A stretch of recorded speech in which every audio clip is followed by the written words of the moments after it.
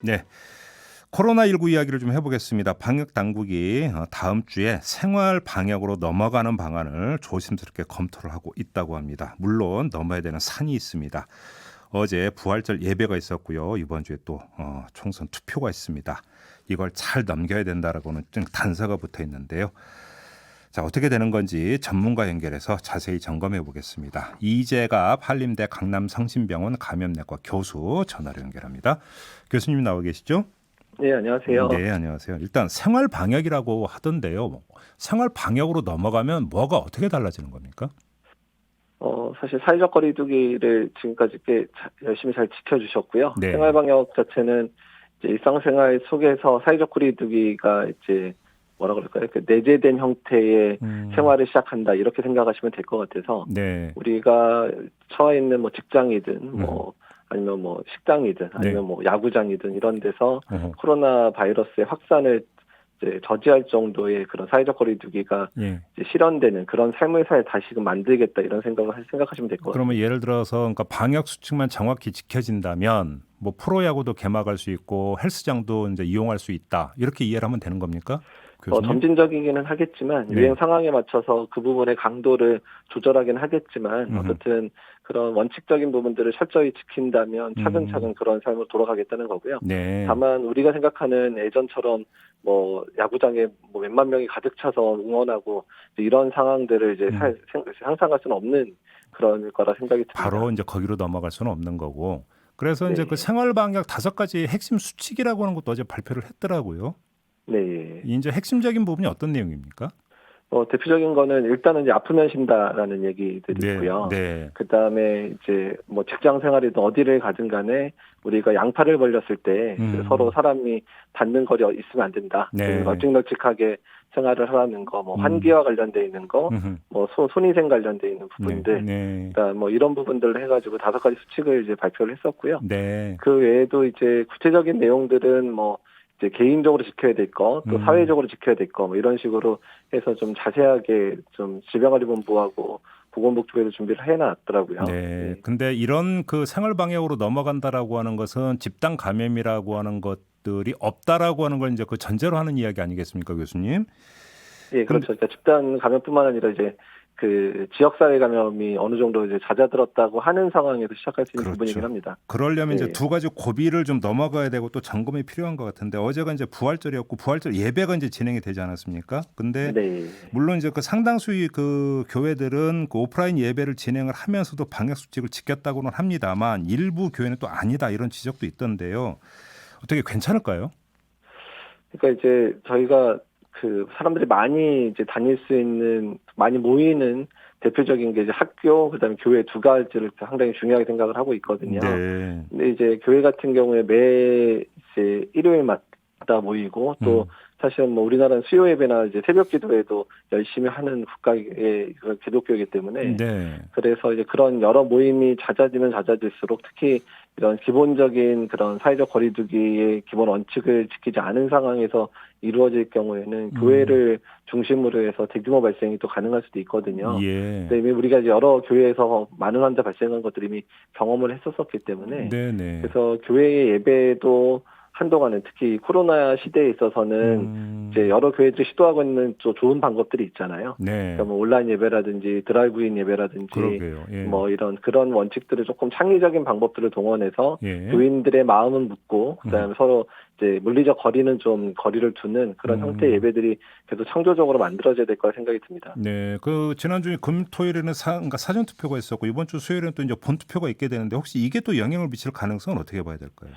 그렇죠. 지금 뭐 투표 대상에 해당되는 분들이 거의 뭐 4천여 명이 이동을 해야 되는 상황들이고 그, 모여야 되는 상황들이기 때문에 그러니까요. 이제 일단은 뭐 여러 가지 선관위에서 준비를 해서 음, 그 투표하러 오신 분들 사이에서의 그런 접촉은 최소화시키면서 진행을 하고 있는데 네, 근데 그게 이제 아무리 원칙을 강조해도 이런 조용하게 전파되는 양상들을 막기에는 역부족일 경우도 있을 수 있고요. 음, 저희는 사실 이제 투표 당일 그러니까 이제 원래 투표해야 되는 3월 15일 같은 경우에 아직도 투표 안 하신 분들이 상당수가 예, 있잖아요. 예, 뭐 예. 투표율이 70%로 본다 그래도 한 45%에 되는 분들이 이제 하루 동안 또 그럼요. 투표를 해야 되는 상황이기 때문에 사람이 많이 몰릴 수 있는 문제가 있어서 그 부분도 좀 이제 고민이 되고요. 예. 또한 지금 격리 대상자 분들도 이제 투표를 하도록 했기 때문에 그분들을 얼마나 철저하게 잘 도와주면서 투표를 안전하게 할 수 있는 바도 고민해야 되는 부분이고, 네. 사실 더 걱정되는 거는 이제 개표 과정에서 이번에 이제 전자 개표가 안 되잖아요. 그래서 훨씬 많은 분들이 이제 개표를 담당해야 되니까, 예. 그것도 상당한 시간이 걸릴 거 아니에요. 그렇죠. 수작업을 해야 되니까. 그래서 그렇죠. 그런 개표 작업하는 안에서 또 그런 전파가 일어나지 않을까 상당히 좀 고민이 되고 우려가 되는 상황입니다. 수개표가 또 변수가 될 수도 있다 이런 말씀이시네요. 그렇네요. 예. 예, 예. 그리고 자가격리자 같은 경우는 투표 당일 오후 5시 20분부터 7시까지 투표 외출이 이제 가능한 것으로 결론을 내렸잖아요. 선관위하고 네. 방역 당국이 긴밀히 협의해서 이제 내린 결론이라고 하는데 이게 이제 최선의 방책이라고 봐야 되는 건가요?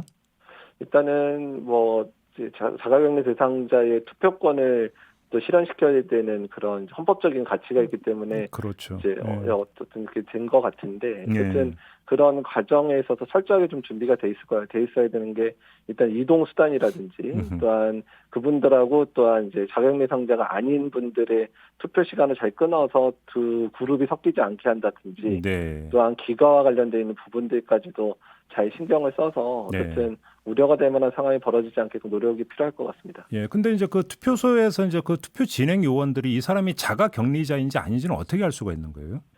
일단은 그 부분들에 있어서 아예 그분들 도착은 하더라도 투표 자체는 아마 6시 이후에 되는 걸로 저는 얘기를 들었는데요. 예, 맞아요. 예. 예, 그렇게 해서 아마 시간 구분해서 일반 투표인은 6시 전에 투표를 마치도록 하고, 그분들이 끝나고 나서 연달아서 아마 투표를 하도록 아마 하게 해서 구분을 하지 않을까 이렇게 생각이 됩니다. 그러니까 물론 일부 극소수이긴 하지만 자가격리 상태에 있는데 버젓이 이제 돌아다니는 사람들이 몇 명 있지 않았습니까? 혹시라도 예. 자가격리자가 그러니까 지정된 시간을 지키지 않고 그냥 그 투표에 참여해버릴 수 있는 가능성도 배제는 할 수 없는 거 아닌가요? 그렇죠. 그래서 일단은 투표와 관련해서는 지금 자가격리 대상자 같은 경우에는 공무원이 매칭가 돼가지고 계속 연락을 하고 있잖아요. 네. 그래서 그런 부분에 대해 사전 교육들 충분히 해야 될 것 같고, 예. 이동 시간, 가능한 시간, 또 어떤 식으로 이동해야 될지에 대한 부분들을 명확하게 가이드를 해줘야 그런 문제가 안 생길 것 같습니다. 근데 교수님 이걸 좀 여쭤볼게요. 잠복기라는 게 있잖아요. 코로나19. 근데 네. 만에 하나 그러니까 다음 주부터 생활방역으로 그러니까 돈다고 전제를 한다면 그러니까 투표 날은 수요일이고요. 네. 그러면 수요일로부터 주말까지만 보고 생활방역으로 도는 게 너무 빠르지 않나 이런 이야기도 나올 수 있을 것 같은데 어떻게 봐야 되는 겁니까? 네, 맞습니다. 일단은 이제 전복기뿐만 아니라 여러 가지 전파 양상들이 특별한 어떤 이벤트가 있고 나면 되게 네. 일주일에서 열흘 정도 지나야지 이제 환자들이 이제 증가되기 시작하거든요. 예. 그렇기 때문에 이제 이번 부활절 예배 그리고 선거 끝나고 나서 실제로 만약에 이 상황 때문에 환자가 증가된다 그러면 다음 주 한 중반은 넘어야 이제 본격적으로 그런 양상이 보일 수 있어서, 그렇죠. 그래서 생활방역과 관련돼 있는 부분들도 아마 정부도 다음 주에 바로 시작한다라고 결정을 안 한 것 같고요. 이번 주 목요일에 생활방역 회의가 또 한 번 더 열리거든요. 예. 아마 그때 전문가들 또 여러 각계각층이 같이 모여 있기 때문에 그때 논의를 해서 아마 결정하게 되지 않을까 생각이 듭니다. 알겠습니다. 선거 이야기 나왔으니까 요거 한 번만 좀 마지막으로 이거 다시 한번 점검을 했으면 좋겠는데요. 최근 들어서 확진자가 늘지 않는 게 총선을 앞두고 진단 검사를 하지 못하게 해서라는 주장이 나온 바가 있잖아요, 교수님. 네, 예. 이건 어떻게 돼서 이런 이야기가 나오는 겁니까? 그거는 이제 가짜 뉴스가 맞고요. 예. 일단 이제 질병관리본부에서도 여러 번 얘기했지만 의사의 재량에 의해서 검사하는 부분, 특히 증상이 있는 부분에 대한 부분들은 의사 재량에 다 맡겨져가지고 다 검사를 하고 있고요. 예. 일선 의료기관에서 이제 자기네가 검체를 채취 못하는 경우에 보건소에 의뢰할 때 의사 선생님의 소견서에 이 사람 검체에 꼭 채취가 필요한 증상 있는 사람이다 하면 보건소 다 채취를 좀 하고 있는 상황이거든요. 예. 그래서 현재 검체 채취를 줄이거나 그러지는 않고요. 예. 절대적인 숫자가 줄어드는 건 이미 의심이 될 만한 환자 숫자가 많이 줄어든 부분도 있고, 또 전수조사 대상자에 대한 검사들도 어느 정도 많이 맞춰졌기 때문에 줄어드는 그게 자연적인 감소지 네. 일부러 검사를 줄이거나 그런 적은 없습니다. 그럼 이제 최근 들어서 이제 신규 확진자 수가 두 자릿수로 지금 잡히고 있잖아요. 이거는 그럼 네. 상당히 고무적이라고 봐도 되는 겁니까, 그러면? 그렇죠. 이제 전 국민이 같이 동참한 사회적 거리두기의 성과에 해당되는 부분이기는 합니다. 그래서 일단 저희가 거의 뭐 2달여를 열심히 노력해서 이루어진 성과기는 하고요. 네. 다만 이 상황을 계속해서 유지하기 위해서는 국민들의 동참뿐만 아니라 지금 취약한 계층에 대해서 정부에서의 지원책이 확실하게 이루어져야 사회적 거리두기가 유지가 가능하거든요. 아, 잠깐만. 취약층에 대한 정부 지원이라면 어떤 걸까요? 이제 소상공인 같은 경우에 지금 이제 대면 판매를 거의 못하는 상황들이 많이 힘들어지고 있는 부분들도 있고, 그렇죠. 또한 그다음에 장애인들이나 이런 분들이 계속 이동을 못하면서 겪을 수 있는 많은 어려움들도 있고요. 네. 또 경제적으로 어려움을 겪고 있는 분들도 많기 때문에 이런 부분에 대해서 충분히 지원이 돼야지 사회적 거리두기가 연속적으로 이루어질 수 있거든요. 그렇죠. 그래서 예. 그 부분에 대한 정부의 전폭적인 그런 재정 지원이나 뭐 사회적 지원들이 필요할 것 같습니다. 예. 아무튼 뭐 그럼에도 불구하고 지금 뭐 마음을 놓아서는 절대로 안 되는 거고요. 그래서 이제 변수를 예. 계속 그러니까 짚고 있는데, 예를 들어서 이제 부활절 예배라든지 선거는 짚어봤고, 또 하나의 어떤 거 저기 만에 하나라든지 뭔가 문제가 생긴다면 해외 유입 이렇게 봐야 되는 걸까요? 그렇죠. 그러니까 지금 최근에 유행 양상이 해외 유입 사례가 집단 발병을 일으킨다든지 아니면 해외 유입 사례를 통해서 가족 간 전파가 일어난다든지 이런 연결고리가 계속 보이고 있거든요. 네네네. 특히 이제 뭐 유흥업소라든지 이런 데서 만약에 발생하는 경우에 뭐 그때 그 무슨 와인바도 그렇고 다른 데도 그렇고 뭐 PC방으로 간다든지 아니면 뭐 학원가에서 접촉자를 만든다든지 이런 연쇄적인 그런 현상들이 보여지고 있어서 네. 이런 부분에 대해서 철저하게 대비도 해야 될 뿐만 아니라 음흠. 집단 발병을 최소화하는 게 우리나라 내에서의 발병자 숫자를 줄이는 가장 중요한 부분이기도 합니다. 네. 지금 근데 미국 상황이 상당히 심각하게 돌아가고 있는데, 미국에서 입국하는 사람들에 대해서 전부 코로나 검사 대상으로 놓는 게 오늘부터라고 하더라고요. 좀 이건 좀 늦은 거 아니냐 이런 지적이 좀 있는 것 같은데. 근데 이제 그 검역 단계에서 걸러낼 수 있는 수준의 이제 상황이 어느 정도 갖추어졌고요. 네. 그리고 유입자들에 대해서 미국에서 워낙 들어오셨던 분이 상당히 많았기 때문에 그 부분을 이제 조정하기가 좀 어려웠던 부분도 있었거든요. 네. 그래서 어떻든 자가격리 대상자로 묶였기 때문에 일단은 뭐 여러 면에서 있어서는 뭐 대책이 됐고, 일단은 뭐 잠복기 상황 또는 무증상 감염 상태에서의 그런 확진되는 분들이 있을 수 있어서 한 네. 부분이라서요. 예. 늦었다기보다는 뭐 어쩔 수 없이 시행한다고 생각하시는 게 더 맞을 것 같습니다. 아, 그래요? 그다음에 이거 하나 좀 인식을 바로잡기 위해서 그러니까 다시 한번 추가로 질문드리고 싶은데요. 강도 높은 사회적 거리두기를 시행을 하는 와중에서도 이제 꾹꾹이 한다고 나온 분들이 많잖아요. 근데 네. 이런 분들 가운데 이렇게 생각하시는 분들이 있더라고요. 야외는 괜찮지 않느냐 이렇게 생각하시는 분들이 있더라고요. 일단 야외도 사람이 많이 모이게 되면 거리상으로 좁아지게 되면 언제든 전파가 가능해지거든요. 예. 그래서 심지어 야외여도 그런 바이러스 파티클이 4-5m 이상 날릴 수 있다는 얘기가 있기 때문에 그러니까 최대한 거리를 둘 수 있는 상황이 되는 곳만 방문하셔야 됩니다. 그래서 예. 저희가 보통 얘기하기에는 집 근처에 아주 조용하고 한적한 그런 데서 산책하는 정도는 괜찮은데 네. 일단 사람이 많이 모일 수 있는 그런 관광지나 이런 데는 또 사람이 한번 몰리면 우리나라가 뻔해도 다 몰리잖아요. 그렇죠. 예. 그런 상황을 안 만드는 게 이제 좋을 것 같습니다. 그나저나 그 우리 의료진이나 방역 요원들 지금 잘 버티고 계세요. 너무나 지금 한계 상황 너무도 한참 전에 넘었을 것 같은데.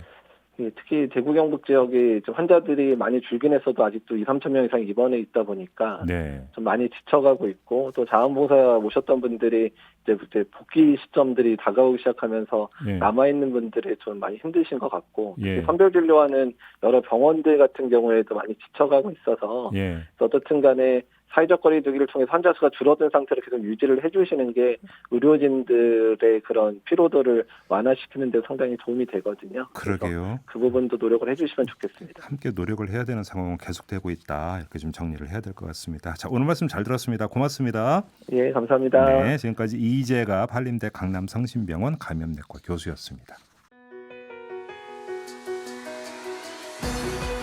이슈의 핵심을 꿰뚫는 예리한 시선, 믿고 듣는 진품 시사 김종배 시선 집중.